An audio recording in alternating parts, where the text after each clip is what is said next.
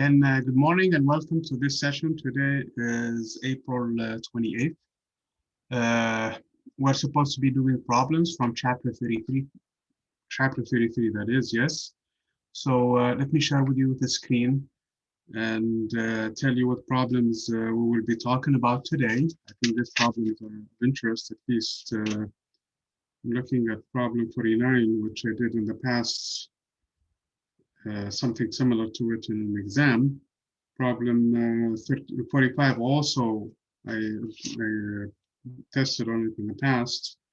Problem 60 was part of actually a final in the past, way back in the past. And that required actually in-class exams, not online exams, because it's hard to modify for an online test, okay? So at least some of these problems were part of, typically when we teach these classes in the past, we teach it with electricity and magnetism. And by this time we have reached a lot of topics. So usually, honestly, this is not a lot of tests on it, but because we have midterm 2 coming, and midterm 2 will cover chapter 33, 34, 35, 36. So yeah, there definitely will be stuff on this chapter. So it's not something that is, so it has a weight in this exam. Okay. So let me share the screen.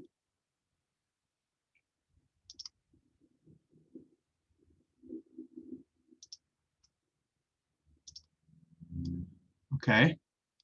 And so the problems that I thought we could do today are problem 29 from chapter 33, of course. So this discussion is from chapter 33. So problem 29, and that's page 1105. And then problem 49.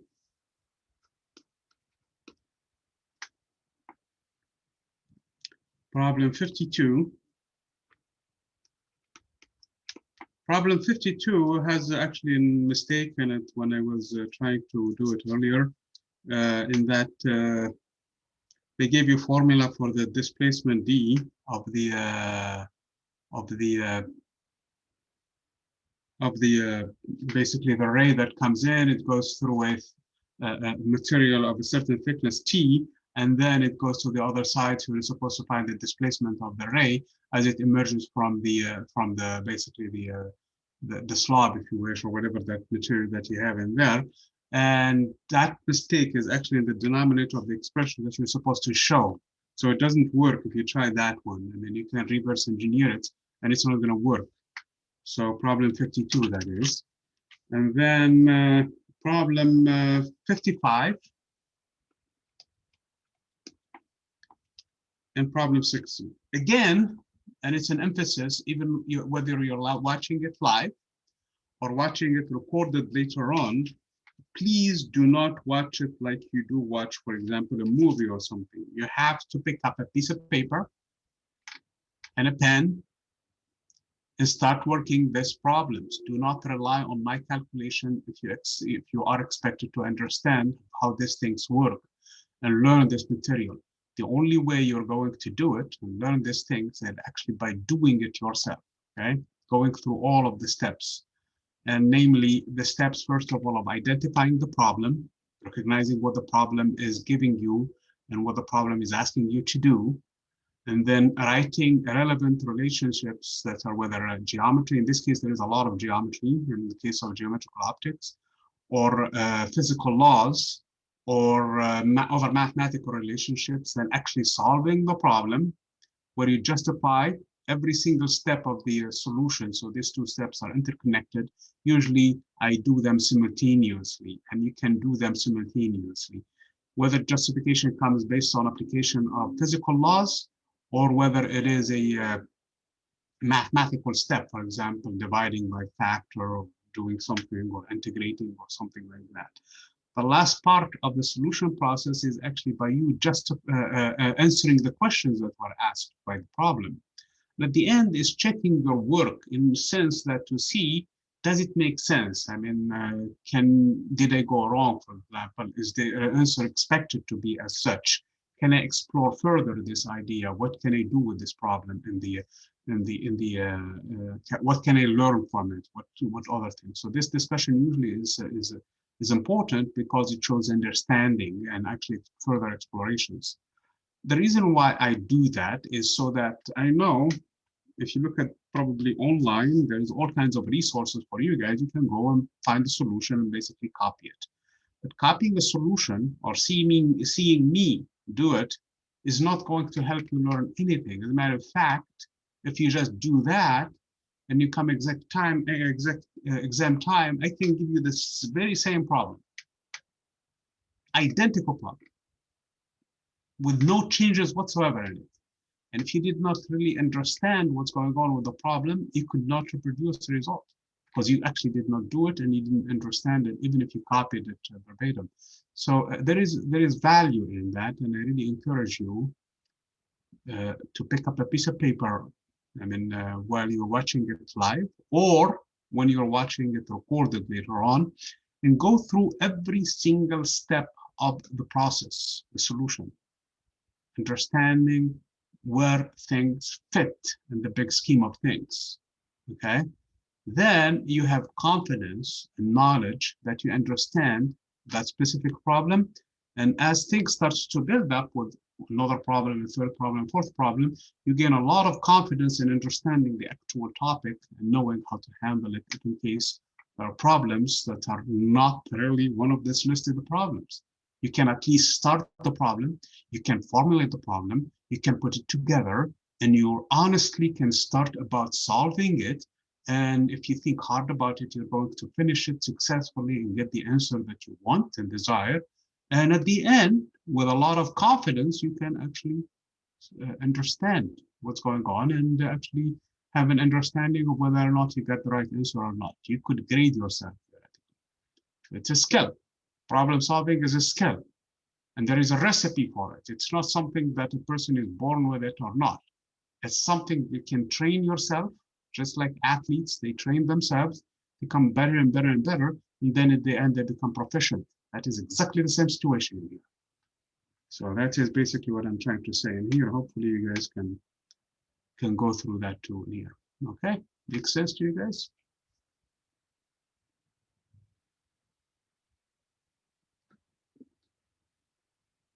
Okay, I know I see things flashing in here in the chat and I cannot access it because I'm sharing. So I assume that everybody's good with it. Okay, so it says a beam of unpolarized light of intensity I0. That's problem 29, okay? Of the unpolarized, so basically the direction of the electric field in every which way direction. All directions are possible in this case. Passes, so it has an intensity I0, passes through a series of ideal polarizing filters with their polarizations axis turn various angles as shown in the figure. So let me draw the figure, and hopefully you have the book open so that you're following with me. So, let me draw a perfect figures because I know how to do that now. So I have one in here. So this is the polarizer number 1. And then, can I copy this and paste it? Control V. Yep, I can do that. This is another one. And that's the third one. Okay, good. Now the ray that comes in here, here it is.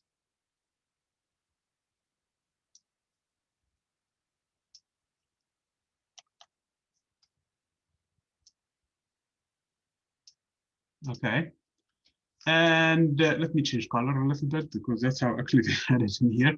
So they had actually the polarizer choosing this direction for the first one. Why it's not going straight out? Control Z. Okay. The second one actually has an angle with respect to the first one. So it's going in this direction. Okay, 60 degrees with respect to the vertical. And the third one is actually a 90-degree angle. Okay.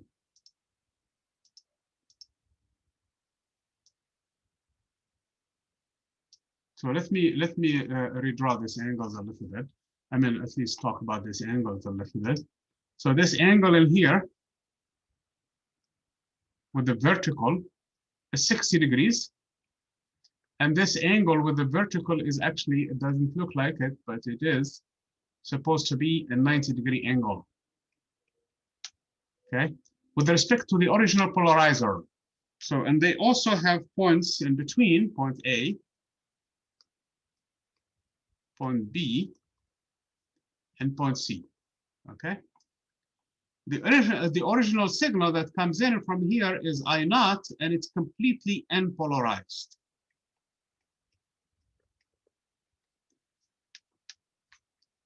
When you run a array that has a direction of E every which way, so E is pointing in all possible directions.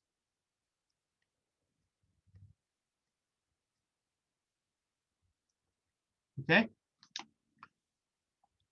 And you run it through a polarizer like this one. Obviously, we're going to keep up only this direction, the direction that is indicated in here. All of the other directions will be canceled. So what happened to the intensity? Any vector of this vectors for E can be broken down into two components, and two components only. So the vector that was already in this direction is going to emerge right straight out, okay? The vector that has any arbitrary direction can be broken down into a component that is perpendicular to this one, that is going to be eliminated, and a component that is going to stay in. So every vector E is going to be broken into two components. Even this one actually has two components, albeit has a 0 component in the other direction and a 100% component in the other one. So every vector is split in half, basically. Half of it is along this direction, and the other half is along the perpendicular direction, no matter which direction the vector is. So the intensity that you start with in here will translate to half the intensity as it emerges by the other side. If you run any light through any polarizer, you're going to get half the intensity through that polarizer. So that is true. So IA, the intensity in point A, will simply be I naught over 2. That's it. So now we have a polarized beam. So the beam now that is going to emerge only in this direction. That's it. Okay. So that is, in a nutshell, what's going to happen in here. So IA is going to be parallel to the polarizer where it emerges from it. Now, since we're running now polarizer, a second polarizer, so all of this talk, I'm assuming that you guys have it, either you understand what I'm saying in here, because I am building up the arguments in here for this intensity and how to answer these questions. Okay, I didn't even get to the question. I'm sorry. So what is the light intensity in points A, B, and C? So that's basically what we're doing in here, because that's intuitively what's going on in here. That's why I jumped into this one here. So the intensity in point B now is going to be given. Remember the relationship that we have for the intensity from lecture? If I run a beam that is fully polarized, not like this one, this is unpolarized. Now it's fully polarized. So once we are in point A, it's polarized. But now we're going to polarize it one more time with an angle that is phi. So phi happened to be 60 degrees now. That's it. And phi, now once it emerges from this point, it's going to be tilted at this angle, because whatever other component that is in there is going to be eliminated. So it's going to be making 60 degrees with respect to the original polarization, with respect to this one. But then you run that polarized beam through this 90-degree one, so it's going to polarize it one more time with a new angle that is a difference between 90 and 60, which is 30 degrees. So this is a 30-degree polarization with respect to this one for a total of 90 degrees. So the intensity of a fully polarized beam from the lecture is given by this expression. And this one is coming just from the square of the electric field, because the electric field, you took just that component off of it, because it was only in this direction. So that's how much E is.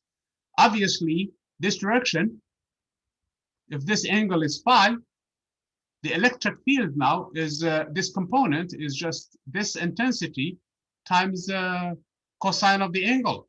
And cosine of the angle is just cosine of phi.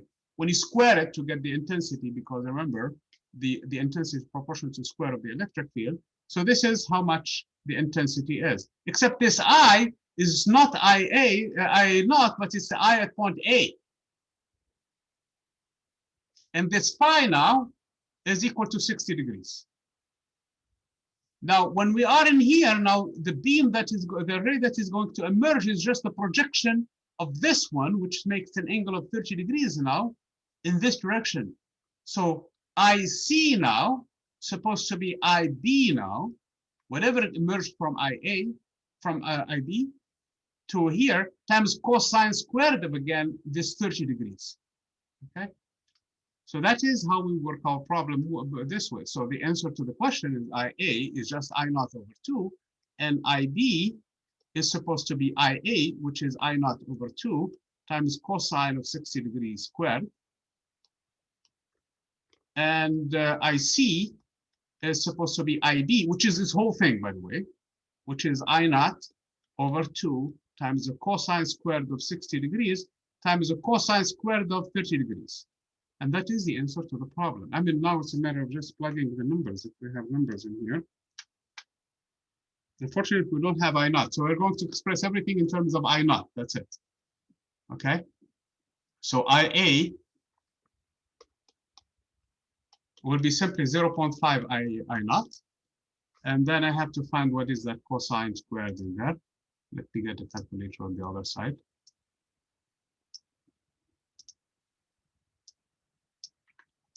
So I need cosine squared times 0.5. So 0.5 times the cosine, am I doing degrees? Yes, in degrees. Cosine of, I probably need to be careful in here, put this thing in between parentheses because I want to square the whole thing. Cosine of 60 degrees, and then squared.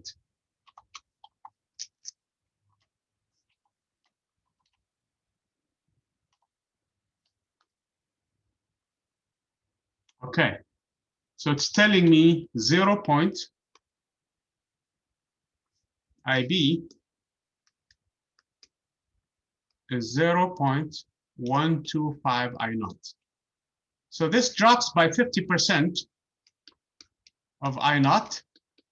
This drops by to 12.5% of I naught. Okay. The last one, I'm going to multiply by a cosine of the difference between 90 degrees and 60 degrees, which is 30 degrees. So it's this number, 12.5% times the cosine squared again of 30 degrees.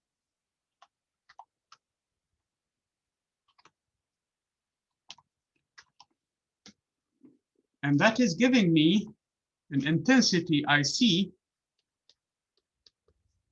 of 0.09375, okay,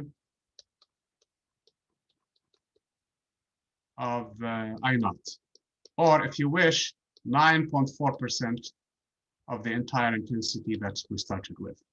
The reason why this problem is worth the effort of doing it is the following, and that is, let me look at the question again to make sure that I have everything here. If we remove the middle filter, what will be the light intensity at point C? That should be 0 full exactly. Why? Because when we emerge from this side in here, the intensity will be in point A. So now we remove this middle one. So when we do the filter again at 90 degrees, the expression should be, so part B should be,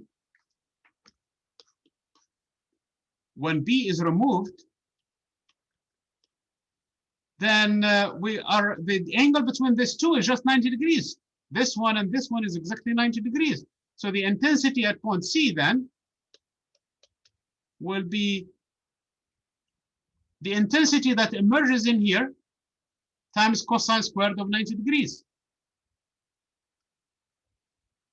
So it's going to be I naught over 2 times cosine squared of 90 degrees. And this is 0. So the intensity in point C is going to be 0. So the fact that we put a middle filter in this problem seems to have improved the intensity. If we did not have this, this is a fun experiment. I know this is actually used to, I mean, this is a high school experiment. But actually we have the filters in here. It's part of a big experiment we used to do in the lab, where you actually change the filters. If you don't have a filter in here in between them, and you have them perpendicular to one another, indeed, there will be no light in here. The light will be completely dark in here. But you just put another filter in between them, and now all of a sudden you start picking up light. That's this phenomenon. That's why this problem is worth this effort. So basically, what we're supposed to have in here is that as the unpolarized goes through a polarizer, no matter what happened to it, you're going to just pick up half the intensity, okay? And then as you go through this half the intensity, it drops by another basically cosine squared now of whatever that angle is, okay? Which is in this case just this value in here, and so on and so forth, okay? So the calculations in here is correct in the sense that we have a middle filter. But the part C, they said, okay, part B, I'm sorry, with the solution, they said, what about if we remove this middle filter?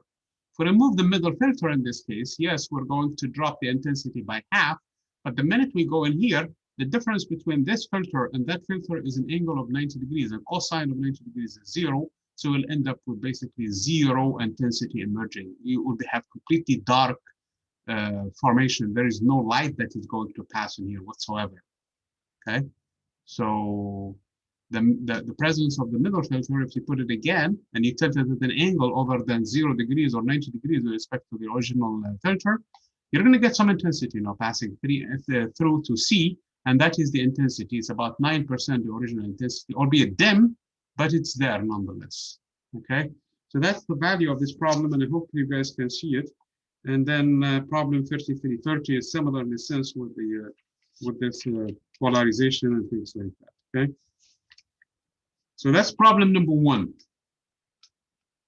I know Daniel just joined us.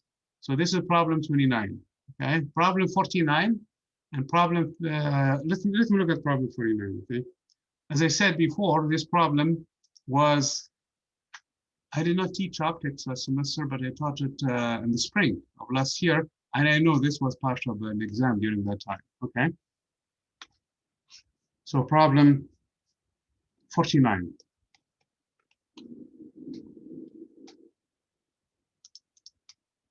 So how is problem 49? Problem 49 gives you basically, and it's very, very important to pay attention to the details in here because it helps you, can I have, man, I don't have any arbitrary triangles in here. They give you just this built-in triangles. Can I take this in here and flip it around? Yep.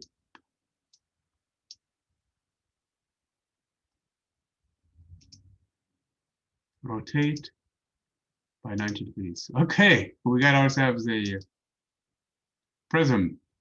Let me make it slightly bigger, okay? Very good.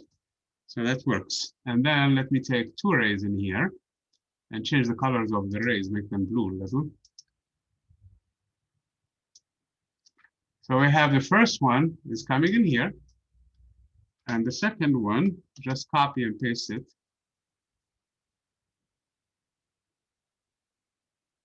I hate it when it does that. Can I move it? No.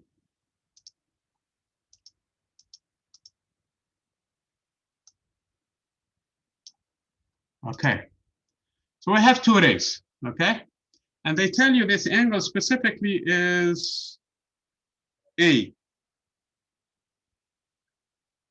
Angle A. And this also angle is angle A. Let me change back to the color they had, okay? And both rays, M and N, are coming at exactly on the normal. So the angle of incidence in this case is 0. I'm sorry, what is? Yeah, it's 0. So theta A from this medium, theta little a, we use that, is 0. And theta A also from this medium is 0. That means there is no, because if I apply, this medium is 1, and this medium has an index of refraction n, okay? And they tell you n is equal to 1.66. So we know n is equal to 1.66. And they also gave us the angle A for being 25 degrees. So in this case, the transmitted beam should be also 0, because remember, this angle in here should be also equal to n times sine of theta b, which is equal to 0. And that will only be solved with theta b also equal to 0. So in this case, there is no refraction. It's going to go straight through. So this beam will going to go straight through.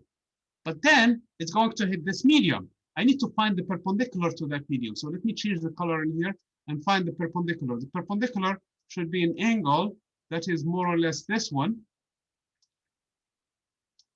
Here is the perpendicular to it. And the same thing in here, I'm going to find it in here. So this is the perpendicular to this beam in here. Okay, for some reason it's not moving where it needs to be. Okay, so now here is my angle A now, theta A. This is the incident angle, theta A. And this is actually also my incident angle, theta A. Okay, for the other beam. So this is for N, M, and this is for N. Now, if it were to be, if it was not going through a medium, it should go straight through. But it is going through a medium now. It's coming from the thicker medium to n equals to 1. So the index of refraction for this medium is n equals to 1. So in this case, the angle should really be greater. So there should be angle in here, the angle of refraction, because I'm coming from a medium with a higher index of refraction to a medium with a lower index of refraction. So the beam should be like this as it emerges from this. Okay, and the same thing for the one that is coming from the bottom also. It should have the same angle, by the way, because of the symmetry in the problem. So it should be more or less the same angle. So this is the second one as it emerges from the other one. So that is basically in a nutshell what's going on in here. So my job now is to find the angle of refraction in here, theta b. Okay, and this angle of refraction, the angle of refraction is always between the normal to the surface. This green one is supposed to be making a 90-degree angle with the surface. Okay, and the normal to the surface, which is the green line, and the refracted beam. So this is the refracted beam as it emerges. Okay, so that is basically the geometry of the problem. Obviously, theta b needs to be greater than theta a. Why? You're saying because this theta a from this side is n sine of theta a. It's inside that medium is equal to 1 times sine of theta b, because this entire medium outside of the prism is n equals to 1. So this should be sine of theta b. Because n is more than 1, as a matter of fact, it's 1.66, then whatever this number is going to be more than whatever the sine of this angle. So because the sine function increases with the angle, therefore theta b needs to be greater than theta a. And we're going to calculate. As a matter of fact, we should. Let's calculate it. We need to find what this angle theta a, which is here or there. It doesn't matter which way you look at it, it's the same angle. From this geometry, it's clearly, let me emphasize the fact that this is all actually a 90-degree angle, which means this angle, let me pick up a different color in here. Let me pick up the gray. This angle is a 90-degree angle. Therefore, this one and this one add up to 90 degrees.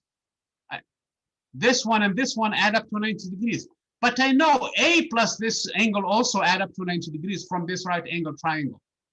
Because this is actually the normal. Since we came in the normal, the refracted beam in here will stay on the normal because of this argument that I made in the beginning.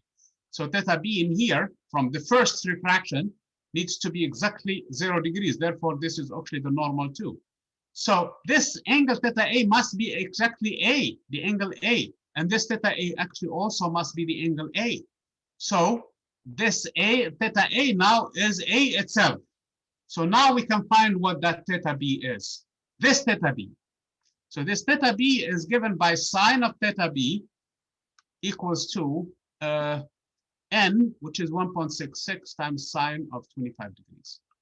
So my point being in here is no matter what happened to the sine of 25 degrees, if you multiply it by 1.66, it's going to be more than sine of 25 degrees. So theta B needs to be more than 25 degrees. So let's do it. So theta B in this case, and if you guys have a calculator, you can do that with me.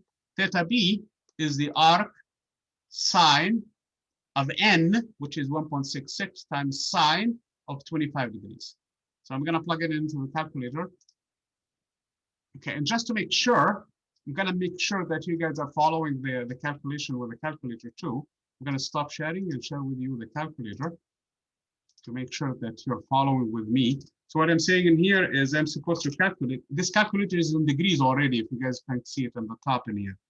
Arc sine of, open parentheses, of 1.66 times, this calculator just takes a space as a multiplication, just like a normal basically operation. Okay, so if I plug in everything, the answer should be in degrees, okay? It's telling me the answer is 44.55. I'm gonna write it as 44.6 degrees, okay? I don't know how many sig figs in this problem we're carrying.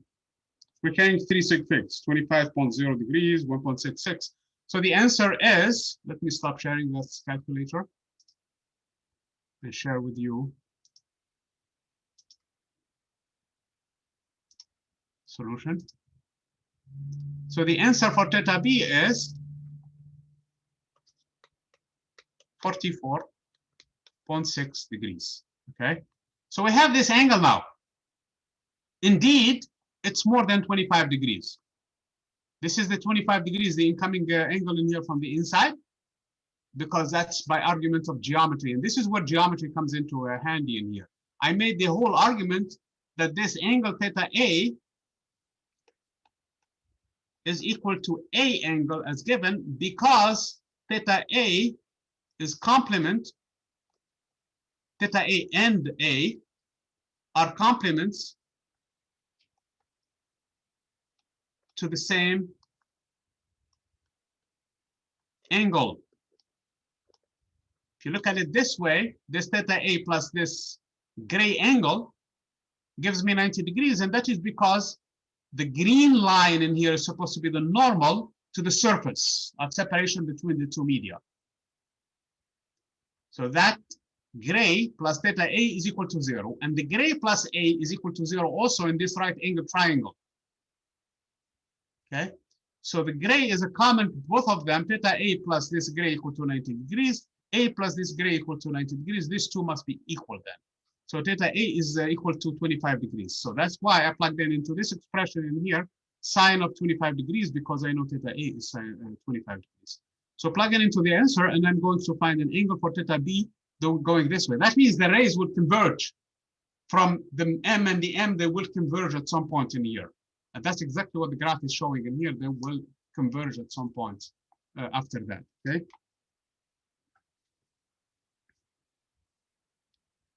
So, and that is the question actually that we're supposed to find, finding this angle in here.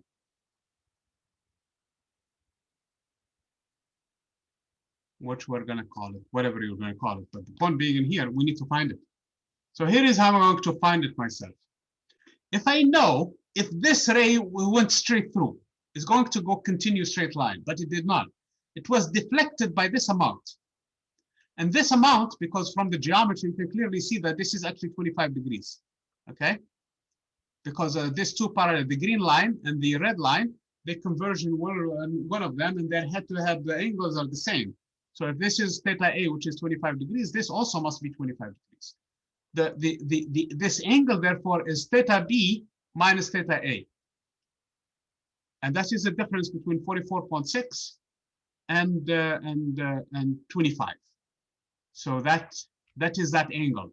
Now, if I look at the parallel to that beam in here, this is also theta B minus theta A. Again, I have two parallels. This one and this one are parallel to one another, and the red line cuts them through. So in this case, this angle and this angle must be the same. The inner angles must be the same. This whole thing can be done in here too. By symmetry, this is also theta B minus theta A. Okay? So the two angles, this angle in here, where they converge, they will make an angle that is just twice that the difference in here. So the merging rays make an angle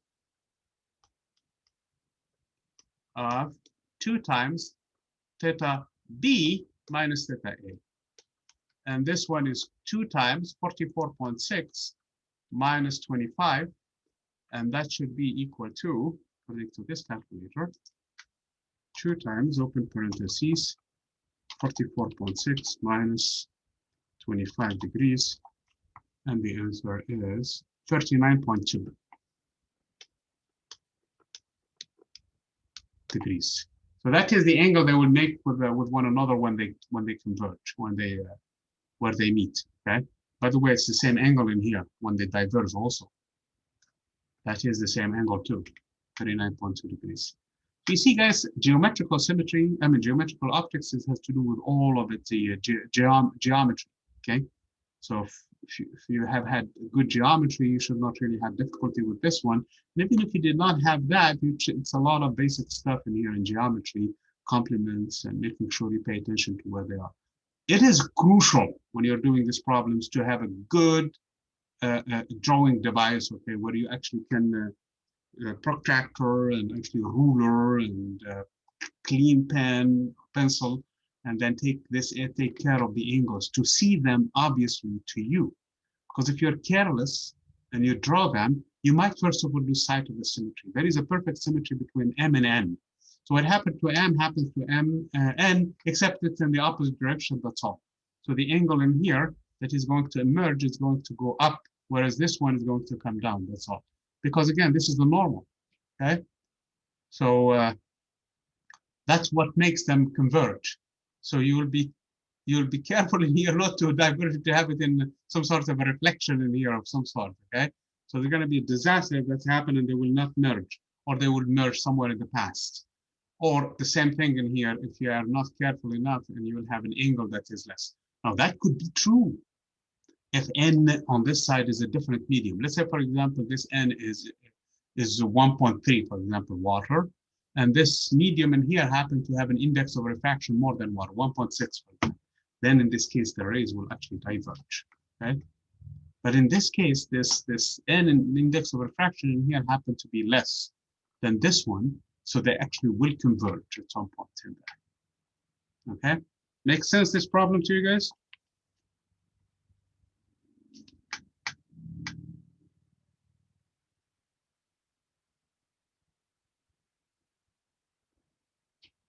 Yes?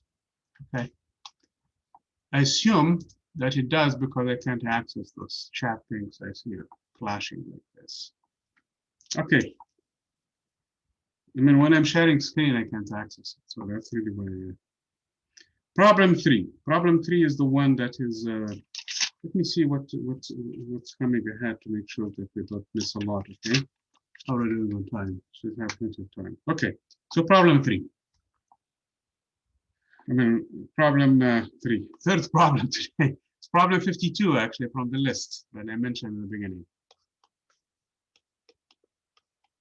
So problem 52. Problem 52 tells you the following, basically. So what you have in this case, you have light is incident in air at an angle theta A on the upper surface of a transparent plate.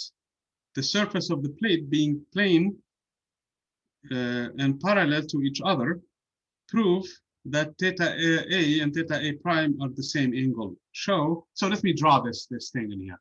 So let me draw the is it thin or is it the normal?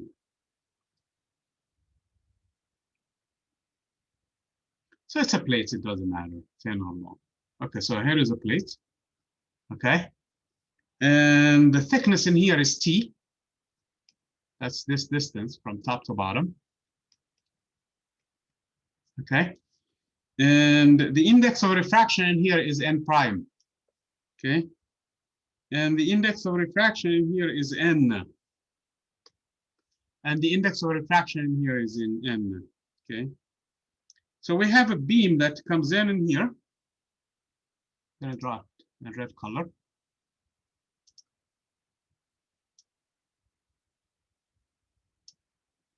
And it's going to be refracted. So let me draw the normal first, okay? I'm gonna draw it in gray.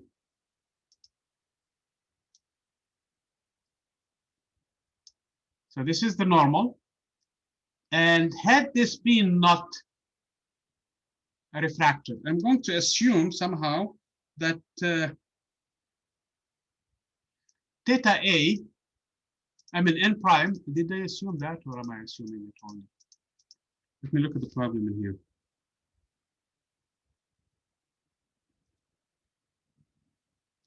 Okay, I'm going to take N prime bigger than A because that's, but then N, that's because that's typical of what's going on in here, okay? So the angle in this case will be less. So the beam that is going to emerge actually is going to emerge this way.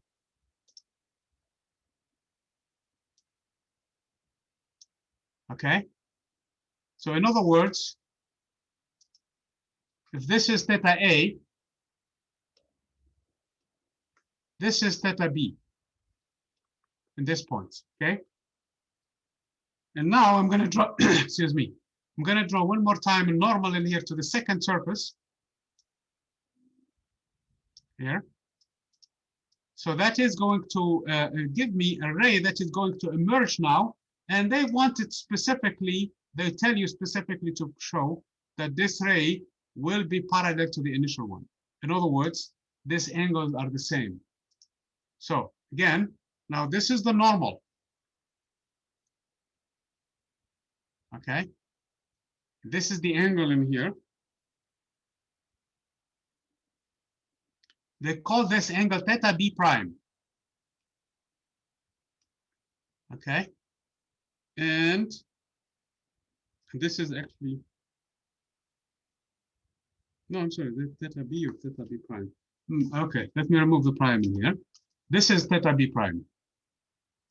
Okay. And this angle, they call it theta A prime, but we're supposed to show that theta A prime and theta A are the same. The first question is to show, of course, this is not true unless we show it, that this theta A and theta A prime are the same angle. Okay. And we're also supposed to calculate. Let me stick with the red thing now.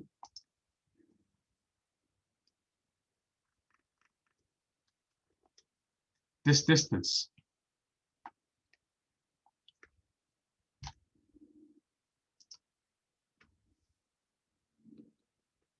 This is D. This is the one that we're supposed to find. Okay.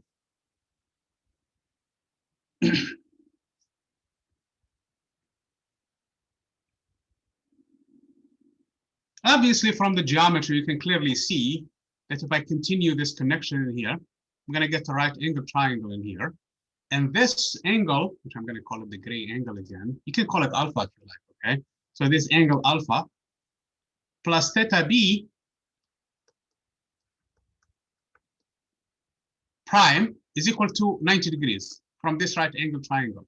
And also, because this is the normal to this surface, to the second surface, alpha plus theta B is also 90 degrees. So it's clearly that these theta B's are the same. Okay?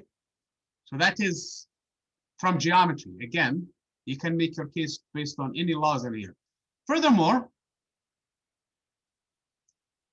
we know Snell's law in this point. So this point A, and this point B. In point A, we know that n times sine of theta A is equal to n prime times sine of theta B prime. And also in point B, so this is in point A. In point B, we also know that n prime times sine theta B, because we are in a medium whose index of refraction is n prime, is equal to, when we transition to the other medium, to n times sine of theta A prime, okay? But we just argued that these two angles are the same. This one and this one are the same, okay? Based on the geometry. Therefore, n sine theta A, if I combine these two equations, because both of them are equal to the same angle in here, n prime sine of theta B prime or n prime times sine of theta B, it's the same angle because these two angles are the same, based on these arguments from the geometry. Then in this case, what we have in here, n of sine theta A must be equal to n of sine theta A prime, which means because the n is the same for the two media, the top medium and the bottom medium outside of the this plate, then in this case, because their signs are the same, the arguments of the signs are the same, the two angles are the same. So that is the argument for part A to show that the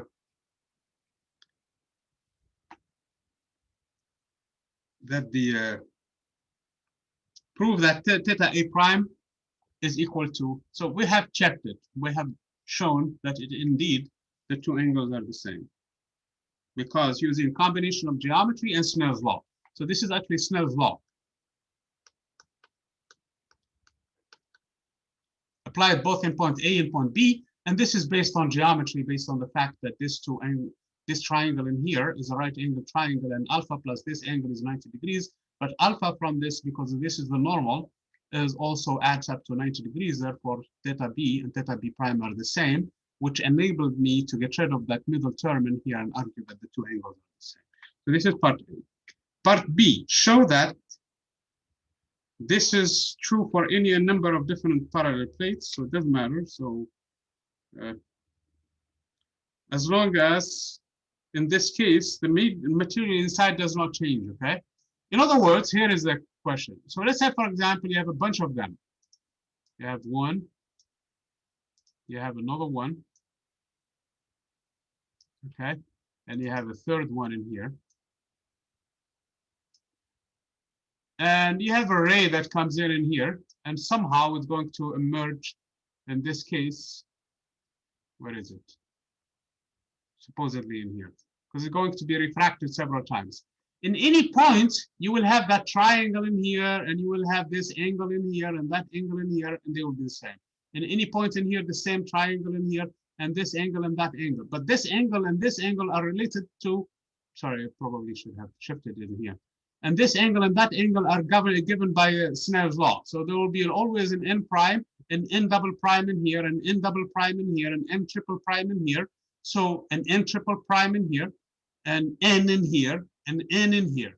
So at the end, there will be always that middle relationship between the two that is going to be constrained by the geometry and Snell's law. So this one in here will be the same in here and will be eliminated. This one in here and this one in here will be eliminated. And at the end, you will end up with an equation for the incoming ray to be the same as the outgoing ray. So basically, a bunch of rays that come in here will emerge also parallel to when they started from. Okay, each and every one of them is deflected here and there because of the Snell's law in that region, but each and every one of them are confined with this geometry constraints, and at the end, you're going to end up with a parallel rays. That is because, look, the index of refraction did not change from the initial, no matter how many materials you have in here, and regardless of the thickness. Look at this equation, it does not involve T at all. So that's why I drew them. One of them is less thick than the others, and the last one is too thick. So it doesn't matter the thickness too. It does not come into the equation. So at the end, the ray will emerge parallel to the initial one. Okay, that is the bottom line, because at the end, it's a bunch of Snell's laws applied in the interfaces, and each and every one of them will have that constraint, geometrical constraint on their angles inside, the internal angles, and at the end, the outside angles will be there. Okay. If you're not sure about it, just take two elements in here, and build this argument twice. And you will see that the inner ones will cancel and you're done with it. Okay? Make sense? Or should I go in detail about this one? Because we have other problems, honestly, to cover too.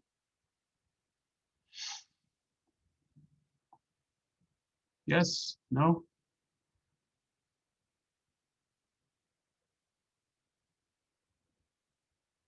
Okay, how about this? And that's for you guys to check it. If you have difficulty with it, you let me know.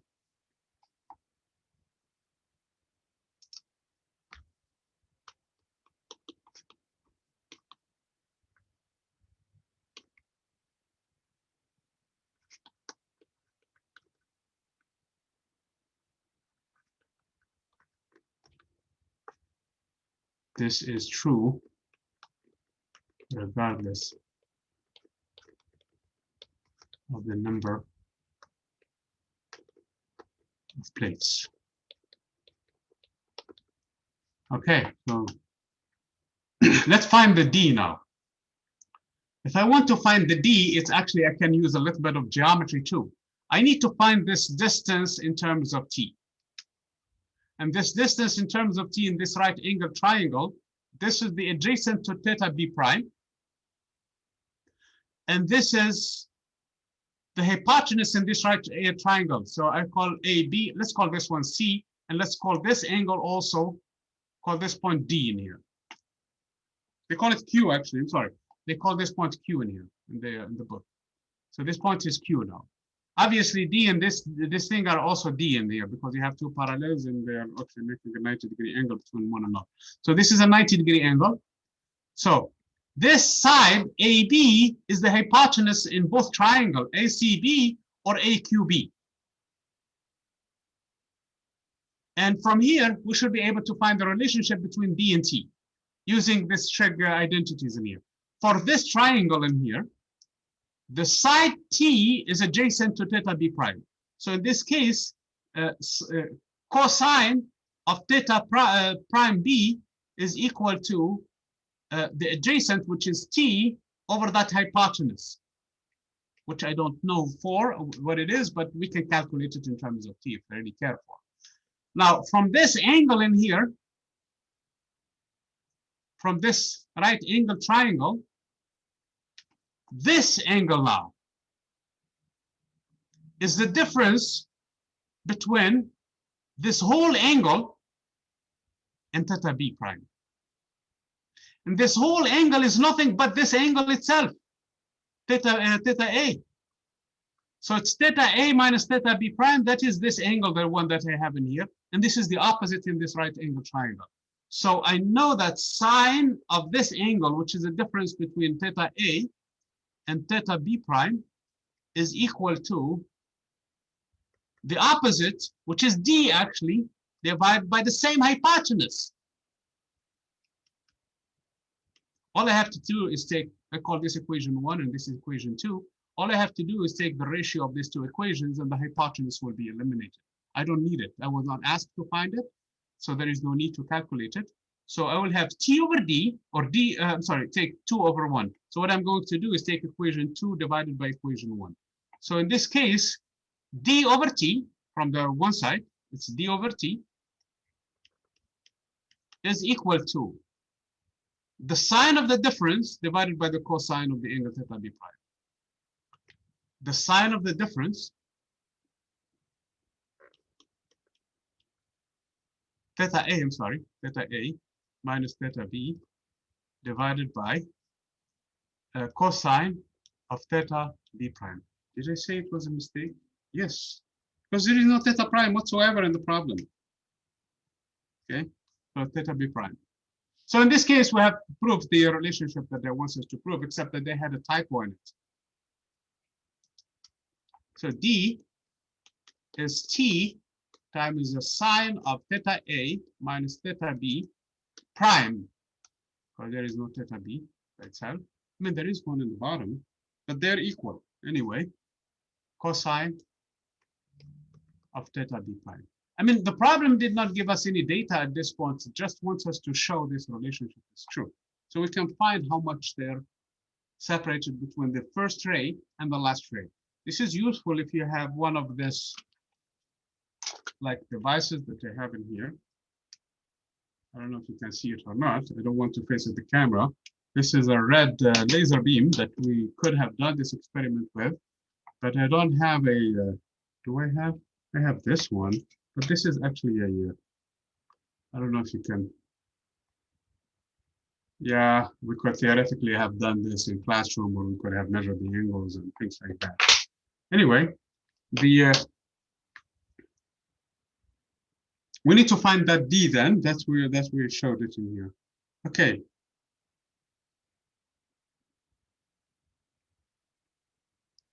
A ray of light is incident at an angle 66 degrees. So they gave us no numbers. They gave us theta A to be 66 degrees, 366 by the way. And the thickness T is 2.4 centimeters, okay?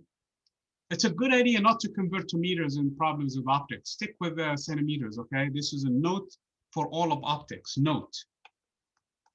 Unless otherwise stated, keep centimeters, unless you really need to. Don't convert to meters or anything like that, because that's a typical size of doing optics is centimeters. Don't convert stuff to unnecessarily to meters or anything like that. Thick, with an index of refraction n is equal to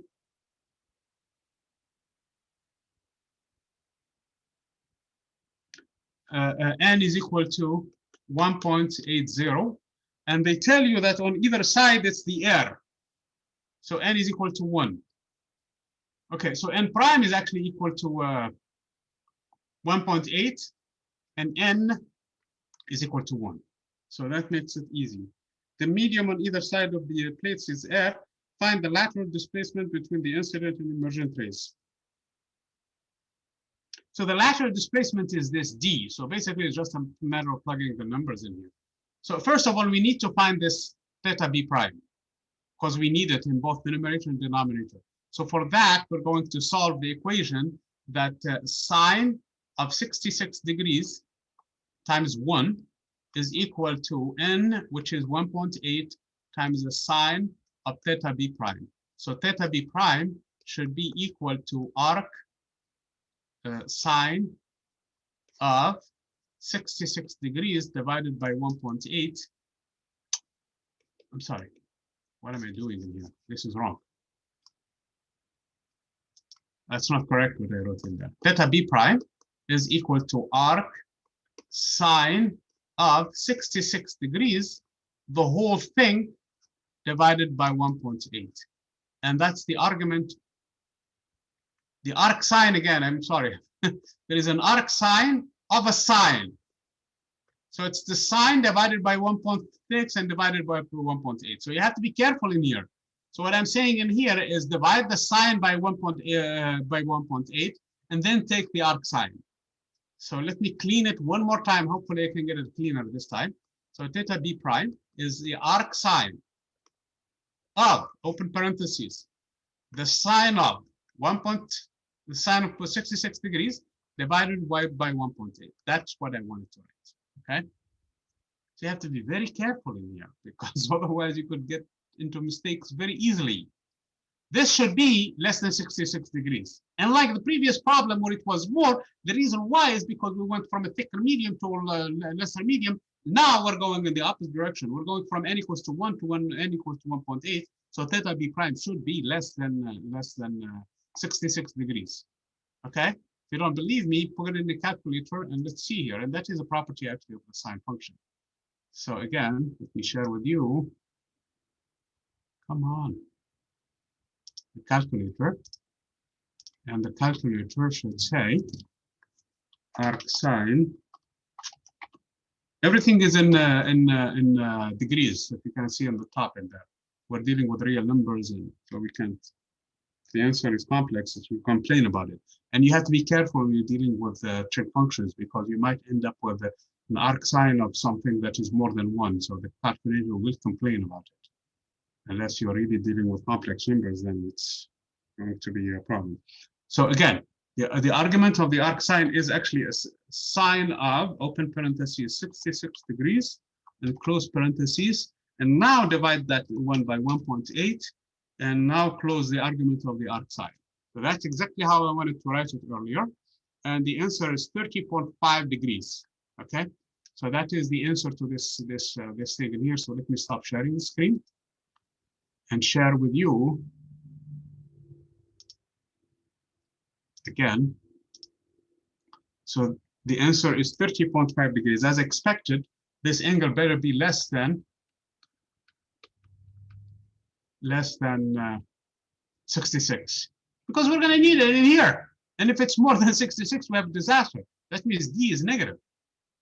Okay, so D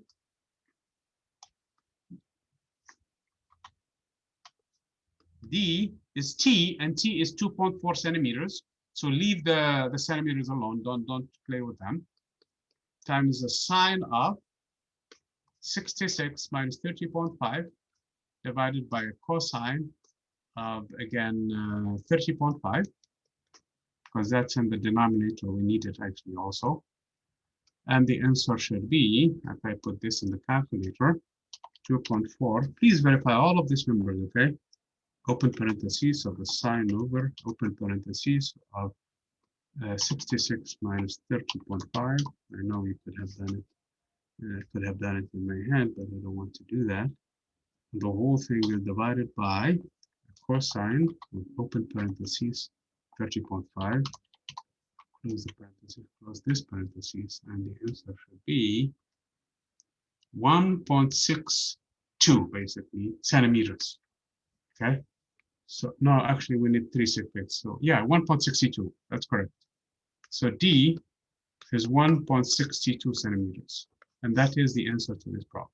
Okay. I hope that you guys are following or doing the actual calculations, and you should have confidence in doing this ones and understanding them. And if you have any questions, please send it over and we should be able to discuss it or come back in here and do these problems again. Let's look at problem 55. Did I mention that problem 55 is one of the problems we're supposed to tackle? So I did 49, I did 52. There is problem 55, and then hopefully we can get into problem 60. Okay, so what time is it? We still have time. Problem 55. So problem 55 says, in physics lab, you are studying the properties of 4 transparent liquids. You shine a ray of light in air onto the surface of liquid A, B, C, and D, one at a time at 60 degrees. So basically you take light, all of them at 60 degrees, and you shine light on them. The angle of incidence, when you measure the angle of refraction, you will find that one. It's a good idea to get Excel going in here, because I don't want to do this calculation over and over again. So I'm going to get Excel. And I'm going to share with you the Excel spreadsheet so that we do the same thing in here.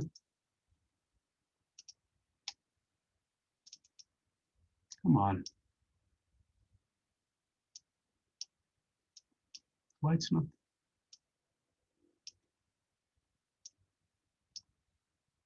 I wanted to move it to the other side of, oh. Okay. So let me stop sharing the screen. So problem 55, I'm going to do it, share with you the Excel file.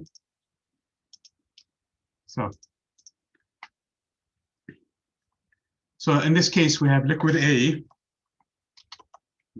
oops, B, C, and D. Okay, and they gave us theta A.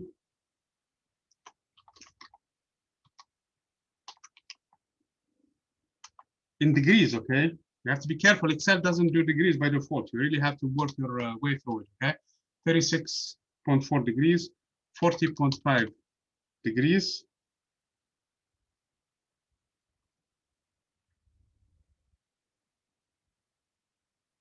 This is not theta A, this is theta B. I'm sorry. I know the book is wrong on this one. The index of refraction, the angle of refraction is usually supposed to be theta B. So please correct this one. There is an issue with the book in here. The angle of incidence is all of it 60 degrees. Theta A is from the get-go, they tell you that it doesn't change. It's 60 degrees. As a matter of fact, I'm going to give it the name in here. This is theta A. I'm going to call this cell theta A so that we know. Okay. So there is an issue with the book. Hopefully, you guys can fix that quickly. 32.1 and 35.2. Okay.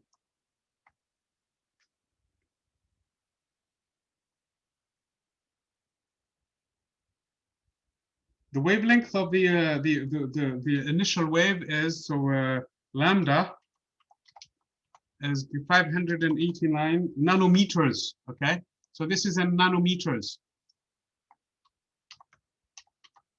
not in any other units. So you have to be careful here with this wavelength. Okay, so I'm going to call this one lambda because I probably will need it down the road in the calculation. Okay. And use table 33.1. So we need to find the refractive index of refraction of this wavelength. So we need to find n. For that, I know that n times sine of this angle. I mean, yes, n times sine of this angle is equal to sine 60 degrees. So n will be simply equal to sine of 60 degrees divided by this sine. So n is the index of refraction is going to be equal to, and here I have to be careful with the conversion because as I was saying, Excel has an issue here. So if you're ever going to use Excel, you have to use the pi function. So it's going to be a sine of this angle, theta A, times, because this is in degrees, so I have to convert it to radians. So I have to multiply it by the pi function and divide it by 180 degrees. Okay. And divide the whole thing by sine of, open parentheses, again, of this cell times the same pi and divided by 180 degrees. So that should give me, if I didn't make any mistake in here, the n. So it's going to be 1.45 because we're using 3 sig figs. So really, I should convert this one, format this whole actually column for the ends. Format it to just take 3 sig figs. Otherwise, we're going to get some nonsense stuff in here. Okay. So it's 1.46 basically. That's the correct answer. Now I need to copy this formula. That's the reason why I did Excel actually, so that I don't have to do it again and again and again. Okay. This is water. We know that. Okay. So I don't have to look in the table because they tell you what is the material in here. What is it? Okay. So let's look at table 33.1. Obviously, if we're in exam environment, if we're on campus, I will give you this table so that you can compare to it. So let's look at the problem again. Use the table 33.1 to identify each liquid, assuming that all of the, what did I call it? Material. I'm going to call it liquid. All of these things are going to be liquids anyway.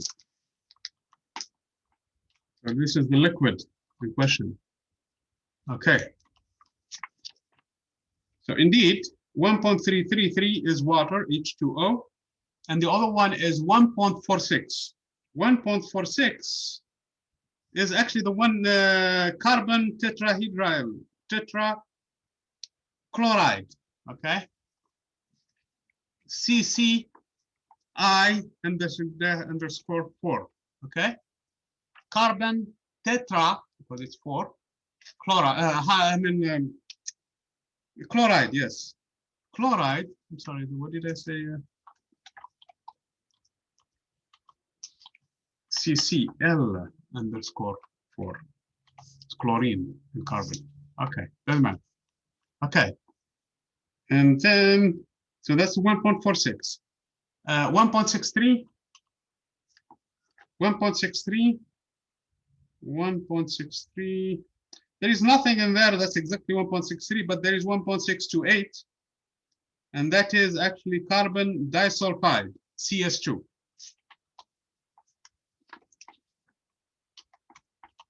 Okay. And 1.50, that is benzene, because it's 1.501, the benzene. So this is actually benzene. Okay. So those are the different liquids that we have them in here from this table.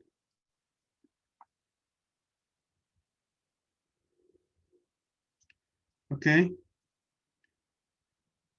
For each liquid, what is the dielectric constant K at the frequency of the 589 nanometer?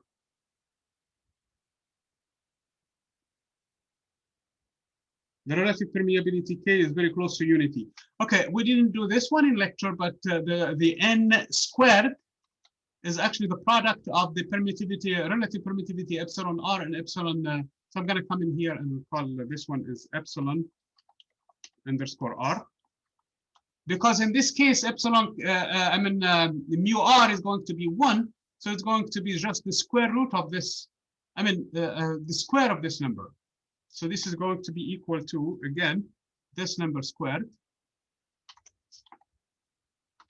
And again, I'm going to make sure that Control C and copy it everywhere in here for all the different materials. And then also come in here and format cells and make sure that to use only 2 digits after the decimal point. Okay. So this is 2.14, this is 1.78, this is 2.66, and this is 2.26. That is the relative permittivity. Relative permittivity. Okay. Because relative permeability, they tell you to specifically take it to 1. This is not correct. Usually relative permeability also is some value, but because you don't have any other experiment to determine it, so we're going to assume it's very close from 1. And it is usually very close from 1. So these values are actually, you have to divide by that value. So this is actually a little bit of an overestimate in here for this epsilon R. So the actual ones are actually slightly less than this number. Okay. So that is this problem. Problem 33.55. Okay, let me stop sharing. Let's talk about this point in here because it's very important. Share this one. So again, this takes advantage of the fact that, and again, this is chapter 32. Okay, I know we didn't do chapter 32. That the speed of light in vacuum will turn out to be just the product of these 2 numbers. If you are not sure, just multiply these 2 numbers. Mu naught is equal to 4 pi times 10 to the negative 7 SI. And epsilon naught, the permittivity, is equal to actually 1 over 4 pi. So it's going to be 1 over 4 pi times 9 times 10 to the power 9 SI also. Okay. It's a tiny number. So the 4 pi and the 4 pi cancel when I do the product of the 2. So we'll be left with 1 over 9 times 10 to the power positive 9. And then when you bring this one, it's going to be 10 to the negative 16. But then again, I have to invert the whole thing. So it's going to be square root of 9 times 10 to the power 16. And the answer is going to be 3. Square root of 9 is 3. And square root of 10 to the negative 16, when you invert it to square root of the power 16, so when you divide that by 2, it's 10 to the power 8 meter per second squared. Not meter per second, I'm sorry, where is that square coming from? That is the speed of light. Now, in a medium where the permittivity is mu r, and the permittivity is epsilon r, then in this case, the speed of light is going to be square root of, under the square root of, mu r times epsilon r times the product of epsilon naught mu naught. And this by itself is actually c. So this will be c divided by the square root of mu r epsilon r. And this, I can write it as c over n. The way we did it in lecture, actually, where n is going to be the square root of mu r epsilon r. So if I square this number, I will end up with n squared equals to mu r times epsilon r. They tell you to take mu r equals to 1 in this problem, approximately equal to 1. So that means that epsilon r will simply be the square root of n squared. because mu r, the relative permeability, we're taking it roughly to be equal to 1. Albeit, like I said, is not exactly true. So the the value of epsilon r should be really m squared divided by this value. And this value is very close from 1, but typically it's more than 1, which causes it to be epsilon r is actually the one that we found from this problem is actually an upper limit. So the actual value is slightly less than this one. Okay. If technically this stuff is in chapter 32, the epsilon r and mu r and things like that, okay? And this problem taps in because the chapter 32 comes after chapter 32, so it assumes that you have covered it. I know the way that the college has a sequence, they don't require physics 4B to be part of the requirement for physics 4C. And I know some of you are sitting in there, so we're going to be discussing this issue down the road when we get into chapter 32. And for those, they need to probably explore this idea. They can go later on for it too. If not, this question here, take it for granted, take it as is, okay? The permittivity and the permeability are the one that determine the speed of light in any medium. In the case of vacuum, that value is exactly 1 for both of them. So square root of 1 squared is exactly 1. So index of refraction is 1. So the index of refraction has to do with the properties of the dielectric and also the properties of the magnetic properties of the material. That's really what causes light to go slower in those materials. Okay. Okay, so that's problems. How are we doing on time? We still have about less than 10 minutes to discuss the last problem. And the last problem has to do with the rainbow formation. So problem 60. Problem 60 is not suitable for an online exam, by the way. It's more for a in-class exam. So if you look at the geometries, it's kind of a, let me try to draw a circle in here. For a droplet of water. Okay, so this is a droplet of water in the sky. And there is so let me draw the normal in here because it's hard to do this one. Control Z. I need to draw a normal. I have to be careful in here choosing the normal in here. So now I have a water that is coming in here. I mean ray from the sun that is coming in here at this direction. Okay, making an angle theta A. Here is theta A.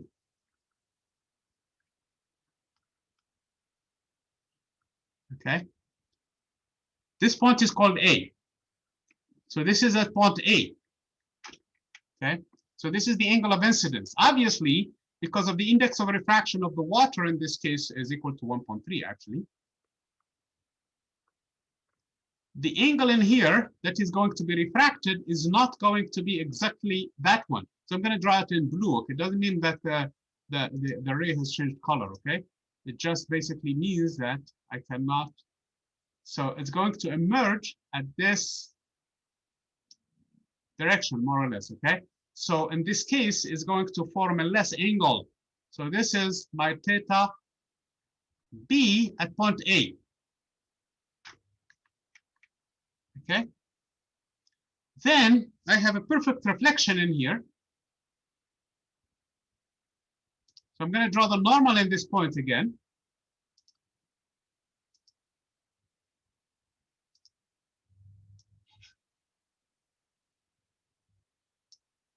No, Control Z. Control Z, why? Terrible.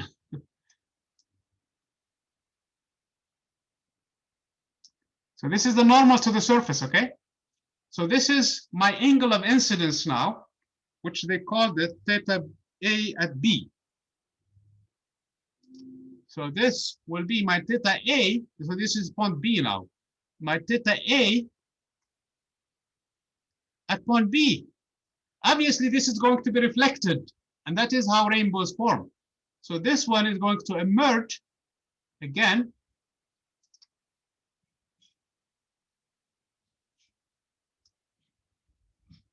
Control Z. I want it to be really right there, if I can. Why is it drawing it on the bottom? I have the snap turned on or what? Man, snapping. How about if I draw it outside? Okay, we're gonna be close from this one. So I'm trying to draw without protractor an angle that is more or less the same, because the angle of reflection and the angle of incidence are the same. So this angle should be the theta reflected now at point B. Okay. Finally, I have to draw one more normal to the surface in here, and the normal to the surface in here. Come on.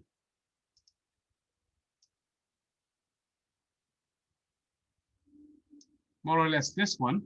But because this index of refraction now is higher than the outside, it's going to bend now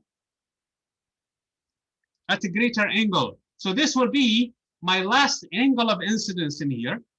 So this angle between the normal and this one is going to be my theta A at point C. So this angle, this point in here is called C, okay? The one that where it's emerging from. And the ray, of course, will retain its color. I'm just trying to draw it in here for illustration purposes. Is going to emerge actually at slightly bigger angle, okay? So this will be my theta B, but at point C, okay? So that's how the geometry is called in here. Obviously, if the center is somewhere in here, this is not drawn exactly to scale, so I don't know what the center is, but it should be somewhere in here, okay? So that is the center of this whole sphere. This is a sphere, by the way. This is not the circle, okay? So, and that is water. Show that theta A at point B and theta B at point A and theta A at point C and theta B at point A are all equal. Namely, this angle and this angle and this angle and this angle, they're all equal. Well, they're all equal because in here I have an equilateral. I have a not equilateral, an isosceles. No, equilateral, yes. No, isosceles. This side and this side are the radius of the circle, and this shape, at least this cut from the sphere, it's a circle. Okay, so this is the radius. That's the radius. Therefore, this angle and this angle must be the same angle. So theta B at point A must be equal to theta A at point B. Furthermore, theta A and theta R in here are the same. Okay, this is equal to theta R at point B because of the reflection. So this one is the reflection. And this is a triangle property. Because this is, and that side are the same sides. Their radius are actually of this same thing in here. This side and this side are the same size. That's actually a radius of this circle on this cut of the sphere. So therefore, this angle and that angle are the same. Theta A at point C is the same of this one, and that's a property of also the same triangle. Okay? So this is true for all of them. So this angle. So that's what we're supposed to show. But then we're supposed to show that theta B at point C and theta A at point A are the same. This angle and that angle is the same. This is identical to the problem of the that we discussed earlier about the which problem is it? Problem 52 about the plates. This is identical to it, because if I apply Snell's law in here, I will find that Snell's law will give me 1 times sine of theta A at point A is equal to n times sine of theta B at point A. And then if I apply the same Snell's law in here, it's going to be, and n is inside now. So it's going to be n times sine of theta A at point C, which is equal to 1 times sine of theta B at point C. Now, because this theta B at point A, here is theta B at point A, is equal to theta A at point C. This and this two quantities are the same. It's the same medium, the same n, the same angle because of all of this identity. So these two are internally equal. Therefore, these two sine of theta A at point A and sine of theta B at point C are the same signs. And because of this function is actually at least between 0 and 90, 0 and 100 degrees, 0 and 360 degrees is a function, okay? It has the same values. So the same two angles are the same. So theta A is equal to theta BC, actually between 0 and 180 degrees as a function. Therefore, their arguments are the same, using just Snell's law, similar to a problem before, problem 52. Or, yeah, problem 52, okay? So these two angles are also the same. So that's the second part that we're supposed to show. Show that the angle in radians between the ray before it enters. How are we doing? Oh man, we're outside of the time. Okay, let me clearly discuss this one in here. And so if this ray will go straight out and its divergence, it's going to be diverged by this amount. So initially it was going straight in, but now it's actually going in here. So it's going to be just the difference from its original path to where it is now by this angle. And this angle is clearly the difference between this whole angle, which is equal to theta A, and theta B at point A, okay? Same thing. If this ray were to continue this way, if there was no reflection in here, then it's going to go through this way. But it's actually pi minus this one, because this is how it was deflected. It was deflected by this angle, which is pi minus this sum of these two angles, which is the same angle, twice this one, okay? Plus, if it were not of this region, it would have gone through this way, but it's going to be deflected by this amount, and this amount is theta BC minus theta A. Add all of these deflections, you're going to find the total deflection in here, delta, okay? And you're supposed to show that delta, using the previous relationship that we just found, is 2 theta AA minus 4 theta BBA plus pi. And the pi is coming from this deflection, this point, at point B, okay? And now, use Snell's law to write delta in terms, so we're going to use Snell's law in here to convert this one into an arc sine. Actually, it's this relationship, okay? Theta B at A is equal to arc sine of theta A at point A divided by n, the index of refraction for the water, okay? And you plug it into this expression, and now you will only have a function delta that depends only on theta A. And here explicitly twice theta A, and in here it's minus 4 times this arc sine of this sine of theta A divided by n, plus 5, of course, okay? And at the end, in order to show that you have a rainbow, this deflections need to add up to become stationary. So if any one of them deflects slightly, if the next droplet is below or above the other one, and it's not that much difference, but since the difference is very small, the deviations will be negligible, so that the first derivative is 0, and the first derivative of delta with respect to theta A, it needs to be 0. That is a condition for the rainbow. Okay, you take that derivative, the first derivative is 2 times 1 times x, its derivative is 1. I mean 1 times 2, so it's 2. The derivative of pi is 0. The derivative of the arc sine of the sine of theta A with respect to theta A divided by n involves a little bit of calculation, but it should be easy, okay? You should be able to do it. And then you make that the derivative equal to 0, you'll find a condition on theta A. That is when you have a rainbow formed. You take that condition and you plug it into this expression, and you will find how much all of this rays basically need to be deflected to form a rainbow, okay?